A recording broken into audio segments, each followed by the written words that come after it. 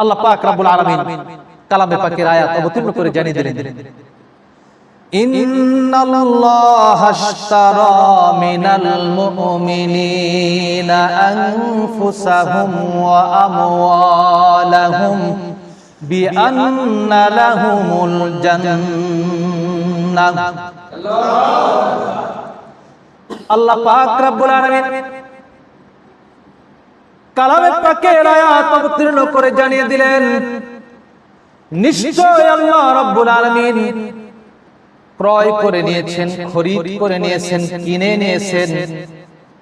ইন্নাল্লাহা আশতারা, নিশ্চয় আল্লাহ পাক রব্বুল আলামিন ক্রয় করেছেন, কিনে নিয়েছেন, মিনাল মুমিনিন, আল্লাহু আকবার, মুমিনদের নিকট থেকে, ঈমানদারদের নিকট থেকে, বিশ্বাসীদের নিকট থেকে কিনে নিয়েছেন। কি কিনে নিয়েছেন?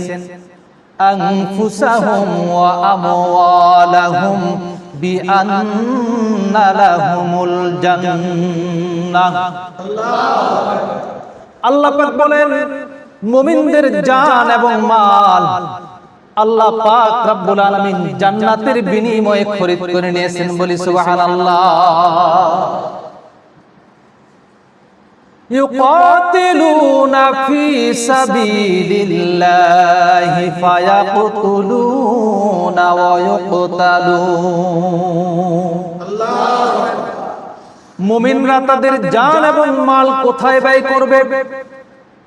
ইউকাতিলুনা ফি সাবিলিল্লাহ, আল্লাহর রাস্তায় সংগ্রাম করতে করতে, আল্লাহর রাস্তায় জিহাদ করতে করতে, আল্লাহর রাস্তায় যুদ্ধ করতে করতে, দিন কায়েমের জন্য যুদ্ধ করবে তারা, ব্যক্তিগত স্বার্থে নয়।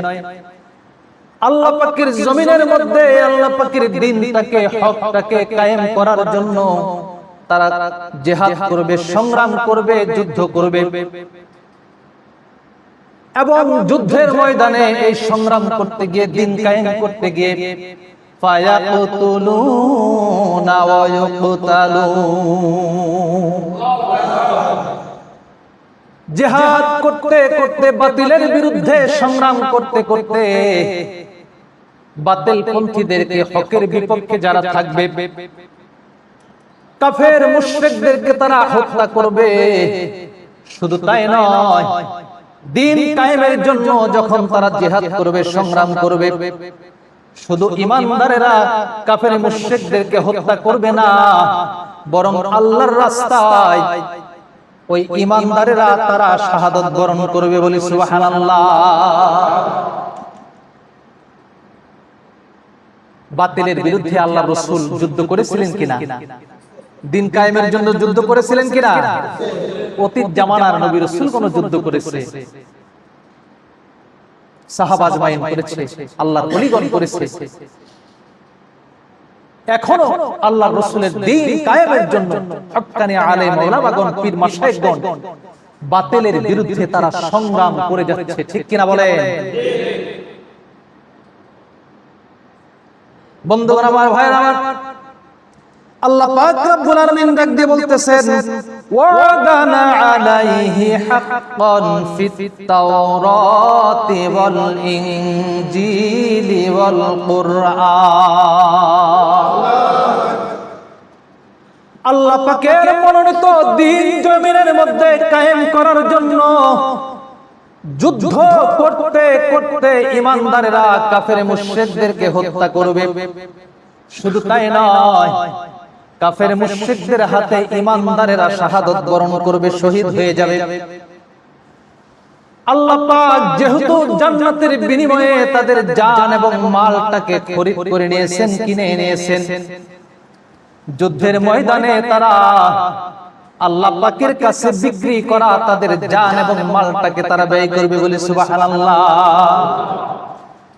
যদি তারা এই কাজটা করতে পারে, আল্লাহ পাক বলছেন, ওয়াদানা আলাইহি হাক্কান ফিত তাওরাতি ওয়াল ইনজিলি ওয়াল কুরআন।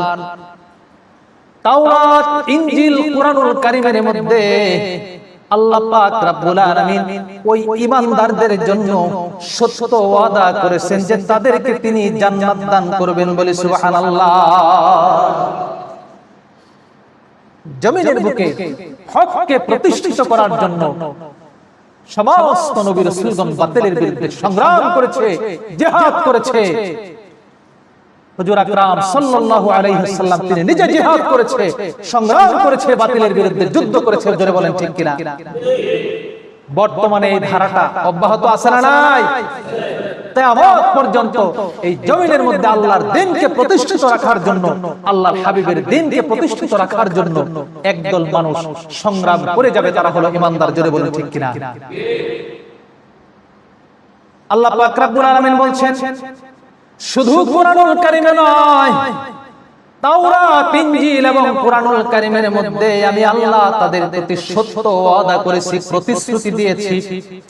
যারা বাতিলের বিরুদ্ধে সংগ্রাম করবে, জিহাদ করবে, আমি আল্লাহ পাক রব্বুল আলামিন তাদেরকে আমি জান্নাত দান করব বলে সুবহানাল্লাহ।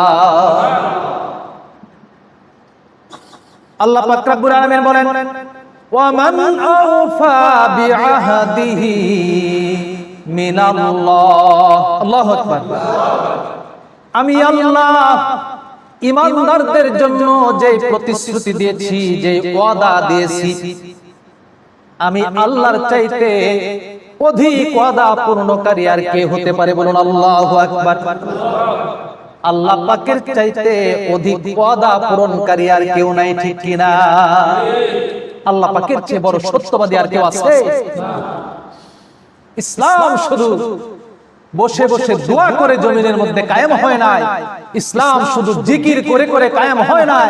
আল্লাহর রাসূল নিজে তার দ্বীনকে জমিনের মধ্যে প্রতিষ্ঠিত করার জন্য তায়েফের ময়দানে নিজের শরীর মোবারকের রক্ত মোবারক ঝরিয়েছেন। জোরে বলেন ঠিক কিনা? ও মুসলমান, নবীজির আদর্শ আমাদের নিজেদের জীবনে বাস্তবায়িত করতে হবে, বাস্তবায়ন করতে হবে। বন্ধুগণ আমার, ভাইয়ের আমার, আল্লাহ পাক রব্বুল আলামিন বলছেন, ওয়ামান আওফা বিআহদিহি মিনাল্লাহি ফাসতাবশিরু বিবাইইকুমুল্লাযী বায়াতুম বিহি। আল্লাহু আকবার। আল্লাহ পাক রব্বুল আলামিন বলেন, বায়াতে আকাবা সম্পর্কে আল্লাহ পাক রব্বুল আলামিন বলছেন, মিনার জমরার নিকট, মিনার জমরা আকাবা পাহাড়ের মিলন স্থলের মধ্যে, আকাবা নামক জায়গার মধ্যে আল্লাহর রাসূলের নবুয়ত প্রকাশের 11তম বছরে, 11 নম্বর বছরে মদিনা থেকে 6 জন আনসার আসলেন। মক্কার কাফের মুশরিকদের অগোচরে আল্লাহর রাসূলের হাত দিয়ে তারা বায়াত গ্রহণ করলেন। বলি সুবহানাল্লাহ। 6 জন আনসার চলে গেলেন মদিনায়। মদিনায় যাওয়ার পরে তারা আল্লাহর রাসূল সম্পর্কে আলোচনা করতে লাগলেন। মদিনার ঘরে ঘরে আল্লাহর রাসূল সম্পর্কে আলোচনা শুরু হলো। মদিনার ঘরে ঘরে নবীজির চর্চা শুরু হয়ে গেল, ইসলামের দাওয়াত শুরু হয়ে গেল, তাবলীগ শুরু হয়ে গেল। ইসলামের দাওয়াতের প্রয়োজন আছে না নাই? জোরে বলেন, প্রয়োজন আছে না নাই? নবুয়তের 12তম বছরে মদিনা থেকে এবার 12 জন আনসার আসলেন। 5 জন হলো পুরাতন, যারা আগের বছর বায়াত গ্রহণ করেছিল। 7 জন হলো নতুন আনসার। নবুয়তের 12তম বছরে মক্কার আকাবায়, আকাবা নামক স্থানে আল্লাহর রাসূলের হাত দিয়ে এইবার 7 জন আনসার তারা বায়াত গ্রহণ করলেন। বলি সুবহানাল্লাহ। তারা মদিনায় ফিরে গেল। আল্লাহর রাসূলের কাছে সংবাদ পৌঁছানো হলো, ইয়া রাসূলুল্লাহ, ইয়া হাবিবাল্লাহ, আমাদের তো কোরআন শিক্ষা করা প্রয়োজন। কোরআনের তালিম দেওয়ার জন্য আপনি একজন কারি প্রেরণ করুন, যে আমাদেরকে কোরআনের তালিম দিবে এবং ইসলাম প্রচারের জন্য তাবলীগ করবে। বলে সুবহানাল্লাহ। তাবলীগ বলতে ইসলামের দাওয়াত দিবে মানুষকে। আল্লাহর হাবিব সাল্লাল্লাহু আলাইহি ওয়াসাল্লাম মুসআব ইবনে উমাইর রাদিয়াল্লাহু তাআলা আনহুকে মদিনায় প্রেরণ করলেন। ও মুসআব ইবনে উমাইর, তুমি মদিনার মধ্যে যাও, মদিনায় যাও। আমার হাতে যারা বায়াত হয়েছে তারা মদিনায় গিয়েছে, ঘরে ঘরে তারা ইসলামের দাওয়াত পৌঁছে দিতেছে, বলি সুবহানাল্লাহ। মদিনার ঘরে ঘরে নবীজির চর্চা শুরু হয়ে গেল, ইসলামের দাওয়াত প্রচার হতে শুরু করলো, ইসলামের প্রচার হতে শুরু করলো, ইসলামের দাওয়াত দেওয়া শুরু হয়ে গেল। মুসলমানদের সংখ্যা বাড়তে শুরু করলো, মুসলমানদের সংখ্যা বাড়তে শুরু করলো, বৃদ্ধি পেতে শুরু করলো। এটা বন্ধ করে দাও। মুসলমানদের সংখ্যা যখন বৃদ্ধি পেতে শুরু করলো, মুসআব ইবনে উমাইর মদিনায় পৌঁছে মুসলমানদেরকে কোরআন শিক্ষা দিতে শুরু করলো। কোরআন শিক্ষা করার প্রয়োজন আছে না নাই? আমাদের মসজিদে মক্তব আছে না নাই? আমরা কোরআন শিখি কিনা? নিজেরা শিখি এবং নিজেদের সন্তান সন্ততিদেরকে কোরআন শিখাই, ঠিক কিনা? বন্ধুগণ আমার, ভাইয়ের আমার, মদিনার ঘরে ঘরে নবীজির চর্চা শুরু হতে লাগলো। নবুয়ত প্রকাশের 13তম বছর যখন হলো, এইবার মদিনার মধ্যে সাহাবীদের সংখ্যা অনেক বৃদ্ধি পেয়ে গেল। আল্লাহর রাসূলের নবুয়ত প্রকাশ পাওয়ার 13তম বছরে এইবার মদিনা থেকে 70 জন পুরুষ আনসার এবং 2 জন মহিলা মক্কায় আসলো, বলে সুবহানাল্লাহ। মক্কা শরীফের মধ্যে যখন 70 জন পুরুষ আনসার এবং 2 জন মহিলা আসলো, আসার পরে ওই পূর্বের জায়গা মিনার জমরার নিকটে আকাবা নামক স্থানের মধ্যে আল্লাহর রাসূলের হাত দিয়ে তারা বায়াত গ্রহণ করলো, বলে সুবহানাল্লাহ। সাহাবা আজমাইন রাসূলুল্লাহর হাতে হাত রেখে বায়াত গ্রহণ করতেন, শপথ নিতেন, ওয়াদা করতেন, অঙ্গীকার করতেন, বলে সুবহানাল্লাহ। এটা আমার বানানো কথা নয়, কোরআন বলছে সেটা। বন্ধুগণ আমার, ভাইয়ের আমার, 70 জন আনসার মদিনা থেকে আসলেন, 2 জন মহিলা এবং 70 জন পুরুষ, মোট 72 জন আসলেন। আকাবা নামক স্থানের মধ্যে তারা আল্লাহর রাসূলের হাতে হাত রেখে বায়াত গ্রহণ করলেন। বায়াতের কাজ যখন চলতেছিল, হযরতে আব্দুল্লাহ ইবনে রাওয়াহা তিনি ডাক দিয়ে বললেন, ইয়া রাসূলুল্লাহ, এখন আমরা বায়াত গ্রহণ করতেছি, আমরা অঙ্গীকার গ্রহণ করতেছি, আমরা শপথ নিচ্ছি। বায়াত হলো আরবি শব্দ, বাংলা হলো অঙ্গীকার করা, শপথ গ্রহণ করা, প্রতিশ্রুতি গ্রহণ করা, ওয়াদা করা। হযরত আব্দুল্লাহ ইবনে রাওয়াহা ডাক দিয়ে বললেন, ইয়া রাসূলুল্লাহ, এখন আমরা আপনার হাত দিয়ে বায়াত গ্রহণ করতেছি, আপনার রবের বিষয়ে এবং আপনার বিষয়ে যদি কোনো কথা থাকে স্পষ্ট করে আমাদেরকে নির্দেশ দিয়ে দেন, বলে সুবহানাল্লাহ। এই বায়াত হয়েছিল ইসলামের মৌল নীতির উপরে এবং আমলের উপরে। কাফের মুশরিকদের বিরুদ্ধে জিহাদ করতে হবে এবং রাসূল আকরাম সাল্লাল্লাহু আলাইহি ওয়াসাল্লাম মক্কা থেকে মদিনায় হিজরত করলে হুজুর আকরাম সাল্লাল্লাহু আলাইহি ওয়াসাল্লামকে যেন মদিনার মানুষগুলো সাহায্য সহযোগিতা করেন, তার নিরাপত্তা বিধান করেন, এর উপরে বায়াত হয়েছিল, বলে সুবহানাল্লাহ। হযরত আব্দুল্লাহ ইবনে রাওয়াহা যখন প্রস্তাব করলেন, নবীজি আমার ডাক দিয়ে বললেন, রে সাহাবীরা শোনো, আল্লাহ পাকের বিষয়ে 1 নাম্বার নির্দেশ হলো, 1 নাম্বার শপথ হলো, 1 নাম্বার শর্ত হলো, তোমরা এক আল্লাহর ইবাদত করবে। কয় আল্লাহ? জোরে বলেন, কয় আল্লাহ? এক আল্লাহর ইবাদত করবে, আল্লাহ ছাড়া অন্য কারো গোলামি করবে না, অন্য কারো দাসত্ব করবে না, অন্য কারো বন্দিগি করবে না। আল্লাহু আকবার বলেন। ইবাদত করতে হবে কার? বন্দিগি করতে হবে কার? আল্লাহু আকবার। 1 নাম্বার শর্ত হলো আল্লাহ পাক রব্বুল আলামিনের ইবাদত করবে, তার দাসত্ব করবে, তার গোলামি করবে, আল্লাহ ছাড়া অন্য কারো ইবাদত করবে না, আল্লাহ পাকের সঙ্গে কাউকে শরীক করবে না, শিরক করবে না। 2 নাম্বার শপথ হলো আমি রাসূল যখন মদিনায় হিজরত করতে যাব, মদিনায় হিজরত করে যাব, ও মদিনার মানুষেরা তোমরা শোনো, তোমরা তোমাদের সন্তান সন্ততি এবং জানমালকে যেভাবে হেফাজত করো, আমি রাসূলুল্লাহ মদিনায় যাওয়ার পরে তোমরা তেমন করে আমার হেফাজত করবে, বলি সুবহানাল্লাহ।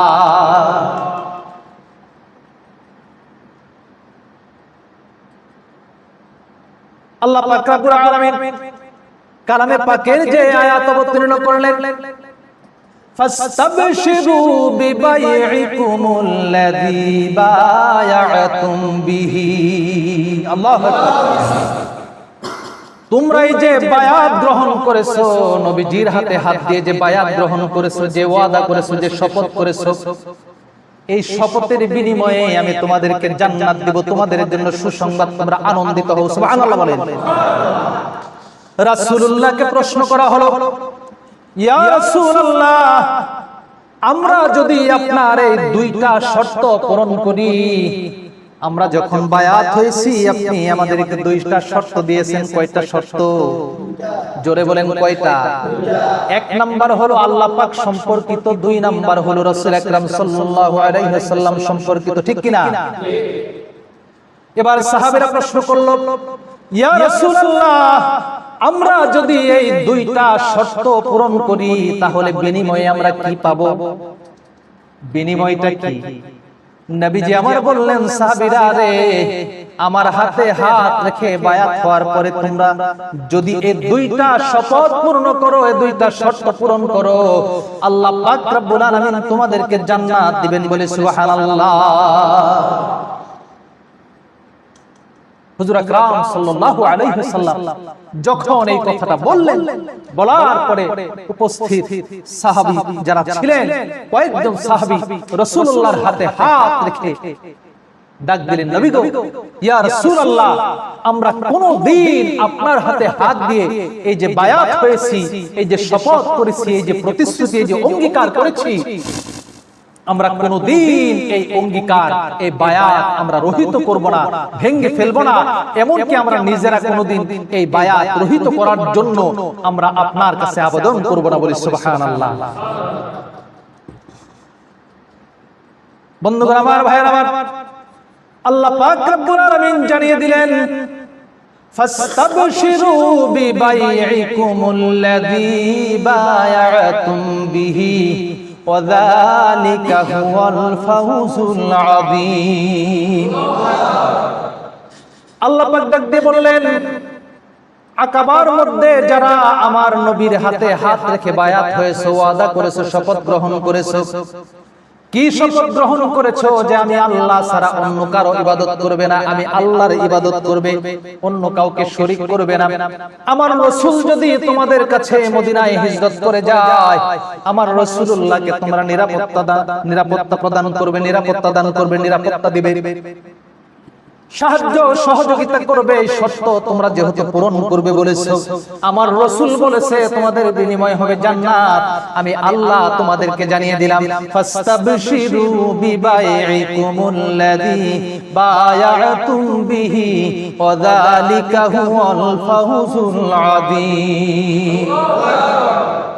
তোমরা যারা বায়াত গ্রহণ করেছো, ওয়াদা করেছো, তোমরা আনন্দিত হও, খুশি হও, তোমাদের এই কেনা বেচা, তোমাদের এই কেনা বেচার মধ্যে তোমরা আল্লাহর রাসূলের কাছে বিক্রি হয়েছে, কথা দিয়েছো, শপথ করেছো, এই যে ক্রয় বিক্রয় হয়েছে, সওদা হয়েছে, সওদা কেনা বেচা করেছো, এর বিনিময়ে আমি আল্লাহ তোমাদেরকে জান্নাত দিব, বলে সুবহানাল্লাহ। কেমন বেচা কেনা এটা আল্লাহ পাক রব্বুল আলামিন আয়াতে কারিমার শুরুতে ডাক দিয়ে বললেন, ইন্নাল্লাহা আশতারা মিনাল মুমিনিনা আনফুসাহুম ওয়া আমওয়ালাহুম, নিশ্চয় আল্লাহ পাক রব্বুল আলামিন মুমিনদের নিকট থেকে তাদের জান এবং মাল খরিদ করে নিয়েছেন, কিনে নিয়েছেন। কিসের বিনিময়ে? বিআন্না লাহুমুল জান্নাত, জান্নাতের বিনিময়ে। তাহলে কোরআনের আয়াত প্রমাণ করে মুমিনের জান এবং মাল বিক্রি করা কার কাছে? জোরে বলেন, কার কাছে? মুমিনের জান এবং মালের মালিক কে? হযরত ওমর ইবনুল খাত্তাব বলেন, এটা একটা অভিনব বেচা কেনা। আচ্ছা, আমরা যদি কোনো জিনিস বিক্রি করে দিই, ধরেন যদি কোনো জিনিস বিক্রি করি, ধরেন জমি বিক্রি করলাম বা ইত্যাদি ইত্যাদি কোনো কিছু বিক্রি করলাম, বিক্রি করলে যিনি ক্রেতা তিনি আমাদেরকে টাকা দেন, ঠিক কিনা? কিন্তু জিনিসটা তিনি নিয়ে নেন, তাই না? কথা বুঝতেছেন না? আপনি কোন জিনিস বিক্রি করলেন, বিক্রি করলে আপনি জিনিসটা তাকে দেন আর তিনি আপনাকে বিনিময়ে টাকা দেয়, ঠিক কিনা? হযরত উমর ইবনুল খাত্তাব বলতেছে এটা কেমন অভিনব বেচাকেনা যে আল্লাহ পাক রব্বুল আলামিন তোমাদের জান এবং মাল ক্রয় করলেন, আবার এই জান এবং মাল তোমাদেরকে দিয়েও দিলেন, আবার বিনিময় হিসাবে জান্নাতও তোমাদেরকে দিলেন, বলে সুবহানাল্লাহ। হযরত হাসান বসরি বলতেছে এটা এক আশ্চর্যজনক ব্যবসা, আশ্চর্যজনক কেনাবেচা, আশ্চর্যজনক ক্রয় বিক্রয়, যে সুযোগটা আল্লাহ পাক রব্বুল আলামিন মুমিনদের প্রত্যেককেই দান করেছেন, বলে সুবহানাল্লাহ। আর এটাই হচ্ছে ওয়াযালিকা হুয়াল ফাউজুল আযীম, যারা নিজেদের জান এবং মাল আল্লাহর কাছে বিক্রি করে দিয়েছে এবং ইউকাতিলুনা ফি সাবিলিল্লাহ ফায়াকতুলুনা ওয়া ইউকতালুন, যারা দ্বীন কায়েমের জন্য আল্লাহ পাকের মনোনীত দ্বীনকে জমিনের বুকে কায়েম করার জন্য, প্রতিষ্ঠিত করার জন্য যারা জিহাদ করেছে, সংগ্রাম করেছে, এবং এই সংগ্রাম করতে গিয়ে যারা নিজেরা কাফের মুশরিকদেরকে হত্যা করেছে এবং যুদ্ধের ময়দানে নিজেরাও শাহাদাতের পেয়ালা পান করেছে, তাদের জন্য বিনিময় হিসেবে রয়েছে জান্নাত। ওয়াযালিকা হুয়াল ফাউজুল আযীম। আর এটা হচ্ছে এই মুমিনদের জন্য অনেক বড়, অনেক বিরাট, বিশাল, মহান, আযীম, অনেক বড় সাফল্য, বলি সুবহানাল্লাহ। এইবারে আল্লাহ পাক রব্বুল আলামিন উপরের আয়াতের ব্যাখ্যা বিশ্লেষণ করতেছে।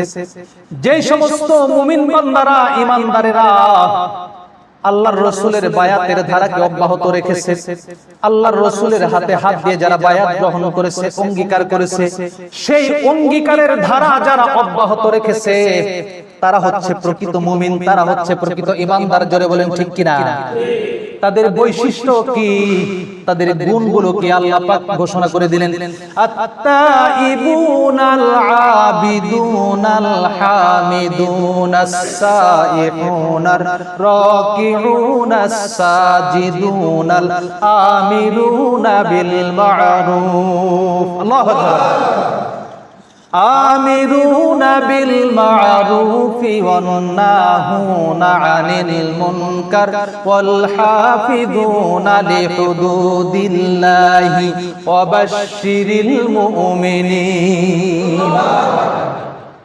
আল্লাহ পাক রব্বুল আলামিন ডাক দিয়ে বলতেছেন, যারা ঈমানদার, যারা আমি আল্লাহ প্রদত্ত জান্নাতের আশা করে, যারা তাদের জান এবং মাল আমি আল্লাহর পথে বিক্রি করে দিতে চায়, বিশেষ করে বায়াতে আকাবা নামক জায়গাতে যে সমস্ত সাহাবায়ে কেরাম এই বায়াত গ্রহণ করেছিল এবং তাদের অনুসারী যারা এখনো রয়েছে, তাদের বৈশিষ্ট্য হবে কি? আত-তাইবুনা, তারা যদি কোনো প্রকার ভুল ভ্রান্তি করে ফেলে তারা আল্লাহ পাকের দরবারে তওবা করবে। কি করবে? তওবা করবে। দুই নম্বরে হলো আবিদুনা, তারা আল্লাহ পাকের ইবাদত করবে, দাসত্ব করবে, বন্দেগী করবে, গোলামি করবে। তিন নম্বর হলো আত-তাইবুন আল আবিদুন আল হামিদুন, হামিদুন তারা আল্লাহ পাকের প্রশংসাকারী হবে। চার নম্বরে হলো আস-সাইহুন, তারা রোজাদার হবে। সংক্ষেপে বলি, সময় শেষ। আর রাকিউন আস-সাজিদুন, পাঁচ নম্বরে হলো তারা রুকু সিজদা করবে, অর্থাৎ সালাত আদায় করবে, নামাজ পড়বে। এটা গেল 5 নাম্বার। 6 নম্বরে হলো আমিরুনা বিল মা'রুফ, তারা মানুষদেরকে সৎ কাজের, ভালো ভালো কাজের, কল্যাণকর কাজের নির্দেশ দান করবে। ওয়ান নাহুনা আনিল মুনকার। 7 নাম্বার হলো এই মুমিন বান্দাদের মধ্যে আরেকটা বৈশিষ্ট্য থাকবে, তারা মানুষদেরকে অসৎ কাজের নিষেধ করবে, বলি সুবহানাল্লাহ। তাহলে যারা আল্লাহর রাসূলের অনুসারী, যারা সত্যের অনুসারী, যারা প্রকৃত ঈমানদার, তাদের মধ্যে এই গুণাবলীগুলো থাকবে। এবং 8 নম্বরে আল্লাহ পাক রব্বুল আলামিন আরেকটা সিরিয়াস কথা বলেছেন, ওয়াল হাফিজুনা লিহুদুদিল্লাহ, আল্লাহ পাক যে হুকুম আহকাম গুলো তাদেরকে দিয়েছে, অর্থাৎ আল্লাহ পাক যা করতে বলেছে তা করবে, যেটা নিষেধ করেছে সেটা করবে না। কথা বুঝেন নাই? উপরের 7টা গুণাবলী তো আছেই, তা এছাড়াও আল্লাহ পাক যা কিছু তাদেরকে করতে বলেছে তা করবে, যা কিছু করতে নিষেধ করেছে সেগুলো তারা করবে না। এটা হচ্ছে ঈমানদারদের বৈশিষ্ট্য। বলুন সুবহানাল্লাহ। এইবার আমি এই স্কেলগুলোতে তুলে দেখি যে উপরের কোরআনের আয়াতের সাথে আমার চরিত্রের মিল আছে কি নাই।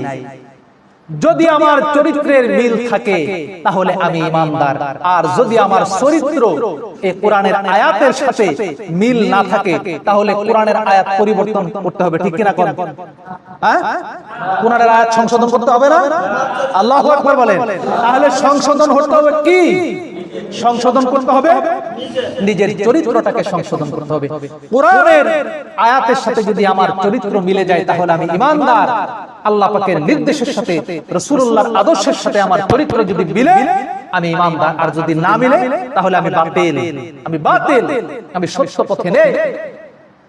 অবাশশিরিল মুমিনিন, আল্লাহ পাক রব্বুল আলামিন বলছেন উপরের গুণাবলী যাদের মধ্যে আছে তারা হলো মুমিন, এবং এই সমস্ত মুমিনদের জন্য সুসংবাদ রয়েছে, আল্লাহ পাকের সন্তুষ্টি এবং জান্নাতের সুসংবাদ রয়েছে। বলে সুবহানাল্লাহ।